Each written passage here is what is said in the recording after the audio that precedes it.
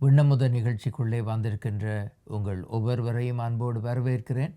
இன்றைய நாளிலும் நாங்கள் சிந்திக்கின்ற செய்தி நம் ஒவ்வொருவருக்கும் ஆசீர்வாதம் உள்ளதாக இருக்க ஆண்டவர் தாமே எங்களை வழிநடத்துவாராக. இப்போது கிறிஸ்மஸ் முடிந்து விட்டது. கிறிஸ்மஸை நாங்கள் கடந்து வெளியே வந்துவிட்டோம். ஒருவேளை ஏற்கனவே உங்களுடைய வீடுகளிலே கிறிஸ்மஸ் நத்தார் மரங்கள் நடப்பட்டிருந்தால் அவற்றை நீங்கள் கழற்றி மீண்டும் பெட்டியிலே போட்டு வைத்திருப்பீர்கள். அலங்காரங்கள் இருந்தால் ஒருவேளை அலங்காரங்களும் இப்போது குறைந்து போயிருக்கும். ஒருவேளை கிறிஸ்மஸ் காலத்திலே விலை அதிகமாக விற்கப்பட்ட பொருட்களை இப்போது நீங்கள் கடைக்கு போனால் ஒருவேளை அரை விலையிலேயோ அல்லது கால் விலையிலேயோ வாங்கி கொள்ள முடியும். பலர் இந்த காலத்தில் போய் கிறிஸ்மஸுக்காக பொருட்களை வாங்குவதை நான் கண்டிருக்கிறேன். ஒருவேளை இந்த வருடம் வாங்கி நாங்கள் அடுத்த வருஷம் பயன்படுத்தலாம் என்ற எதிர்பார்ப்போடு விலைகள் குறைவாக இருக்கின்ற நேரத்திலே கிறிஸ்மஸ் பொருட்களை வாங்குகிறவர்களையும் நான் சந்தித்திருக்கிறேன். அந்த கிறிஸ்மஸ் என்ற அந்த நினைவு, அந்த எதிர்பார்ப்பு, அந்த சந்தோஷம், அந்த உணர்வு எல்லாம் இப்போது குறைந்து வருகின்ற ஒரு காலப்பகுதியிலே நாங்கள் இன்று இந்த விண்ணமுத நிகழ்ச்சிக்குள்ளே வந்திருக்கிறோம். இந்த விண்ணமுத நிகழ்ச்சியிலே இந்த கிறிஸ்மஸ் பிறப்பு காலத்திலே நாங்கள் திருப்பி சிந்தித்த ஒரு பகுதியின் ஒரு பகுதியை இந்த வருடத்தின் கடைசி ஞாயிற்றுக்கிழமையிலே வந்திருக்கிற உங்களோடு நான் பகிர்ந்து கொள்ள விரும்புகிறேன். இயேசுவின் பிறப்பு ஏற்பட முன்னமே யோவான் என்று பெயர் கொண்ட ஒரு மனிதர் இருந்தார். அந்த மனிதர் இயேசு என்று ஒருவர், மேசியா என்று ஒருவர் வரப்போகிறார் என்பதை இயேசு பிறப்பதற்கு முன்னரே அறிவிக்க ஆரம்பித்து விட்டார். இந்த மனிதர் ஒரு விசித்திரமான மனிதராக இருந்தார். அவர் ஒரு துறவியைப் போல வாழ்க்கை நடத்திய மனிதர், அல்லது மிகவும் ஒரு வறுமையாக ஒரு வாழ்க்கை நடத்திய மனிதர். அவருடைய வாழ்க்கை எப்படி இருந்தது என்று சொன்னால், அவர் வனாந்தரங்களிலே வாழ்க்கை நடத்தினார். அவருடைய உடை ஒட்டகத்தின் தோலினாலே செய்யப்பட்ட உடையை அணிந்திருந்தார். காட்டு தேனை அவர் உணவாக அருந்தினார் என்று அவரை பற்றி ஒரு விசித்திரமான ஒரு விளக்கம். சாதாரணமான மனிதர்கள் வீடுகளிலே வாழ்வது போல, வீடுகளிலே சாப்பிடுவது போல இல்லாமல் இவர் வனாந்தரங்களிலே வாழ்ந்த ஒரு மனிதர் என்றுதான் மத்தேயு 3வது அதிகாரத்திலே இந்த மனிதரை பற்றி குறிப்பிடப்படுகிறது. இந்த மனிதரை பற்றி பொதுவாக பேசப்படுவது கிறிஸ்மஸ் காலத்திற்கு முன்பு. இப்போது கிறிஸ்மஸ் முடிந்து விட்டது. ஆனால் இந்த மனிதர் சொல்லித்தந்த ஒரு செய்தி கிறிஸ்மஸுக்கு பிறகு நாங்கள் நினைவு கூற வேண்டிய ஒரு செய்தி என்பதனாலே அதை உங்களோடு பகிர்ந்து கொள்ள விரும்புகிறேன். அவர் மனிதர்கள் மத்தியிலே கிறிஸ்துவின் பிறப்பை பற்றி பேச ஆரம்பித்த போது அவர் சொன்ன ஒரு குறிப்பிட்ட வசனம், மனம் திரும்புங்கள்.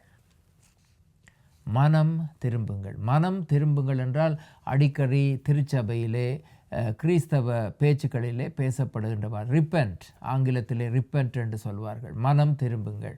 மனம் திரும்புங்கள் என்று சொன்னால் நாங்கள் இதை இலகுவாக புரிந்து கொள்வதென்றால், நாங்கள் ஒரு பாதையிலே போய்கொண்டிருக்கிறோம். நீங்கள் போகின்ற இடத்திலே நின்று அந்த போன பாதையிலே சொல்லுவோம் யூ டர்ன் என்று சொல்லுவோம். ஒரு வட்டம் போட்டு எதிர்பாதையிலே நடந்து போங்கள் என்று சொல்வது போல இருக்கிறது. நாங்கள் எல்லோரும் வாழ்க்கையை வாழுவதற்கு ஏதோ ஒரு ஒழுங்குமுறையை வைத்திருக்கிறோம். ஒவ்வொரு நாளும் காலையில் எழுகிற நேரம், இன்றைய நாள் என்ன செய்ய போகிறோம்? ஒருவேளை நீங்கள் வேலை செய்பவராக இருந்தால், ஒருவேளை இன்றைய நாள் நான் காலையில் எழுந்ததிலிருந்து நான் மீண்டும் படுக்கைக்கு போகிற வரை என்னென்ன காரியங்களை செய்ய வேண்டும் என்று ஒரு ஒழுங்குமுறை நாங்கள் வைத்திருப்போம். அது நீங்கள் வேலைக்கு ஒரு இடத்திற்கு போனால் அந்த இடத்திலே செய்ய வேண்டிய வேலையாக இருக்கலாம், வீட்டிலே செய்ய வேண்டிய வேலையாக இருக்கலாம், தனிப்பட்ட காரியங்களை செய்ய வேண்டியதாக இருக்கலாம். ஒவ்வொரு நாளும் நாங்கள் செய்ய வேண்டிய காரியங்களை பற்றி ஒரு ஒழுங்குமுறை வைத்திருப்போம். நாங்கள் எல்லாரும் அதை செய்து பல நேரங்களிலே அதை நாங்கள் நினைத்து செய்யாவிட்டாலும் அது எங்களுடைய வாழ்க்கையிலே பழகிப்போன ஒன்றாக வந்திருக்கும். அப்படியான நேரத்திலே இந்த யோவான் மனிதர்களை பார்த்து மனம் திரும்புங்கள் என்றொரு சொல்லை சொல்லுகிறார். அந்த மனம் திரும்புங்கள் என்ற சொல்லை சொன்ன போது, இந்த மத்தேயு 3ஆம் அதிகாரத்தை நீங்கள் வாசித்து பார்த்தால், பலர் அந்த சொல்லை சொன்ன அந்த யோவானிடத்திலே வந்து பாவ மன்னிப்புக்கு என்று திருமுழுக்கு பெற்றார்கள், ஞான ஸ்நானம் பெற்றார்கள் என்று ஒரு பகுதி இருக்கிறது. இந்த மனிதரை பார்த்தால் விசித்திரமான மனிதராக இருக்கிறார். மற்றவர்கள் அணிவதைப் போல உடைகள் அணியவில்லை. ஒட்டக தோலினாலே ஆன உடை, காட்டுத்தேனை புசிக்கிறார், வெட்டுக்கிளிகளை சாப்பிட்டார். அவருடைய வாழ்க்கையை பார்க்கிற போதும் அவருடைய தோற்றத்தை பார்க்கிற நேரமும் விசித்திரமாக இருந்தது. அவர் ஒரு சாதாரணமான மனிதரை போல இருக்கவில்லை. அப்படி இருந்தும் மனம் திரும்புங்கள் என்ற செய்தியை கேட்டு பலர் அவரிடத்திலே ஞான ஸ்நானம் பெறுவதற்காக வந்தார்கள் என்று சொல்லப்படுகிறது. சாதாரணமான மக்கள் மட்டுமல்ல, யூத சமயத்தை சேர்ந்த சமய தலைவர்கள் அல்லது யூத சட்டங்களை படித்திருந்த மனிதர்களும் கூட அவரிடத்திலே வந்தார்கள் என்று இந்த மத்தேயு 3ஆம் அதிகாரத்தை வாசித்தால் நீங்கள் அதிலே காணலாம். அப்படி படித்தவர்களையும் படிக்காதவர்களையும் சாதாரணமான மனிதர்களையும் சமய தலைவர்களையும் அவரிடத்திலே கொண்டு வர வைத்தது என்ன? எதற்காக அவர்கள் யோவான் என்ற மனிதரிடத்திலே வந்து நான் மனம் திரும்பி திருமுழுக்கு பெற விரும்புகிறேன் என்ற ஒரு ஆர்வத்தை தெரிவித்தார்கள்? எதற்காக திருமுழுக்கு பெற வந்தார்கள் என்ற செய்தியை நாங்கள் சிந்தித்து பார்க்க அழைக்கப்படுகிறோம். மனிதர்கள் எல்லாருடைய வாழ்க்கையிலும் ஒரு அதிருப்தியான ஒரு நிலை இருந்தது. நாங்கள் என்ன வாழ்ந்து கொண்டிருக்கிறோம்? உங்களுடைய வாழ்க்கையின் கருத்து என்ன? இந்த உலகத்தில் நான் பிறந்து வாழ்ந்து கொண்டிருப்பதன் காரணம் என்ன? எப்போதாவது நீங்கள் உங்களை இந்த வார்த்தைகளை கேட்டு பார்த்திருக்கிறீர்களா? நான் என்ன செய்து கொண்டிருக்கிறேன் இந்த உலகத்திலே? நான் இந்த உலகத்திலே வாழுவதன் காரணம் நான் 3 வேளையும் நன்றாக சாப்பிட வேண்டும். இதுதான் நான் இந்த உலகத்திலே வாழ்வதன் நோக்கம். அல்லது நான் ஒவ்வொரு நாளும் நல்ல உடைகளை நான் அணிய வேண்டும், அல்லது நல்ல ஒரு வாகனத்தை அல்லது ஒரு காரை வாங்கி நான் ஓட வேண்டும், நல்ல ஒரு வீடை வாங்க வேண்டும். என்னுடைய உலகத்திலே மனிதராக நான் வாழ்ந்து கொண்டிருப்பதன் நோக்கம் அதுதானா? அதற்கு மேலே ஏதாவது இருக்கிறதா என்று சொல்லி நாங்கள் எப்போதாவது எங்களை கேட்டு பார்த்திருக்கிறோமா? இந்த உலகத்திலே நான் ஒவ்வொரு நாளும் வாழுகிறேன்.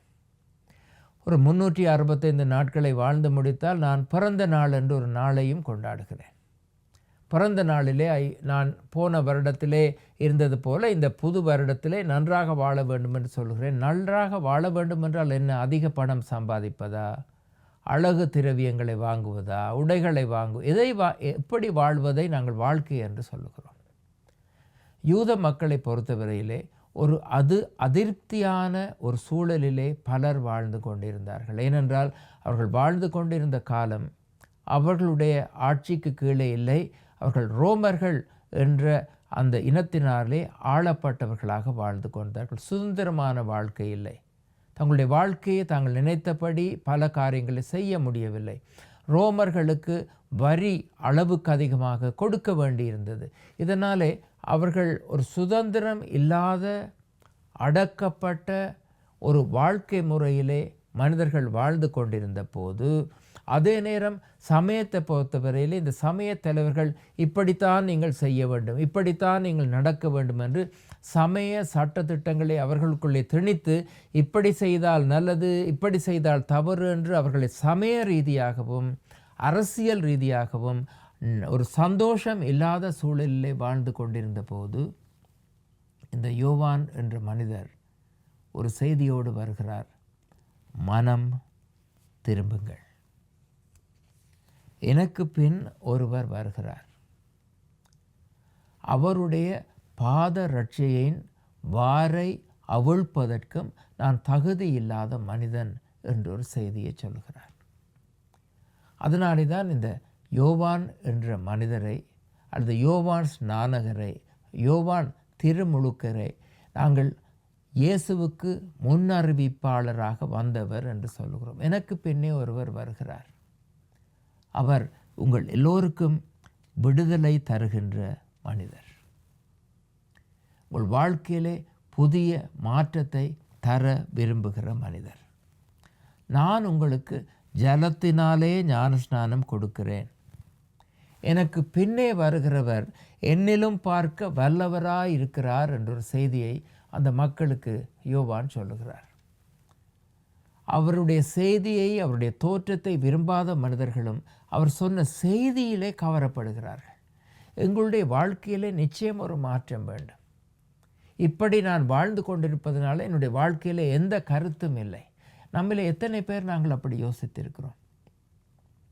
என்னுடைய வாழ்க்கையிலே எந்த கருத்தும் இல்லை, நான் ஏன் வாழ்ந்து கொண்டிருக்கிறேன் என்று தெரியவில்லை. எத்தனையோ பேரை நான் என்னுடைய வாழ்க்கையில் சந்தித்திருக்கிறேன். நான் ஏன் வாழ்ந்து கொண்டிருக்கிறேன், என்ன என்னுடைய வாழ்க்கையில் செய்து கொண்டிருக்கிறேன் என்று தெரியாத சூழலில் வாழ்கின்ற பலரை நான் வாழ்க்கையிலே சந்தித்திருக்கிறேன். என்னுடைய வாழ்க்கையின் கருத்து என்ன? நாங்கள் வாழ்ந்து கொண்டிருக்கிற போது என்னுடைய வாழ்க்கையிலே ஒரு கருத்து இருக்கிறதா?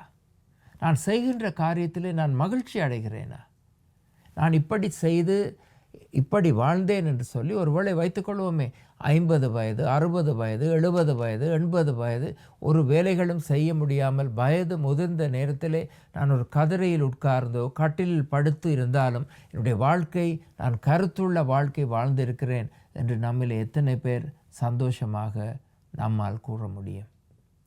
அந்த கேள்விக்கு பதில் தெரியாத பலர் யோவானை தேடி வந்தார்கள். அவருடைய செய்தி மனம் திரும்புங்கள் என்ற செய்தியிலே அவர்கள் கவரப்பட்டார்கள். அவரிடத்திலே வந்து, நாங்கள் மனம் திரும்பி உம்மிடத்திலே திருமுழுக்கு பெற விரும்புகிறோம், ஞான ஸ்நானம் பெற விரும்புகிறோம் என்று அவரிடத்திலே வந்தார்கள். அவர் சொன்ன செய்தி, உங்களுடைய வாழ்க்கையிலே உண்மையான மாற்றத்தையும் கருத்தையும் நீங்கள் கண்டுபிடிக்க வேண்டுமாயிருந்தால் எனக்கு பின்னே ஒருவர் வருகிறார். இப்போது இந்த கிறிஸ்மஸ் எல்லாம் முடிந்து விட்டது. இயேசு, ஒருவேளை நாங்கள் கலண்டர் ரீதியாக அல்லது நாள் ரீதியாக பார்த்தால் இயேசு இப்போது உலகத்திலே பிறந்து விட்டார். அந்த பிறந்தவருடைய பிறப்பு வெறும் ஒரு நிகழ்வாக இருந்திருந்தால் இந்த 25ஆம் திகதியோடு அந்த நிகழ்வு முடிவுக்கு வந்துவிட்டது. ஆனால் இயேசுவின் பிறப்பு வெறும் நிகழ்வு மட்டும் அல்ல, எங்களுடைய வாழ்க்கையிலே மாற்றத்தை ஏற்படுத்துகின்ற ஒன்று. அந்த மாற்றத்திற்கு நான் ஆயத்தமாக இருக்கிறேனா? ஆண்டவர் தாமே நம்மை ஆசீர்வதிப்பாராக. ஆமென்.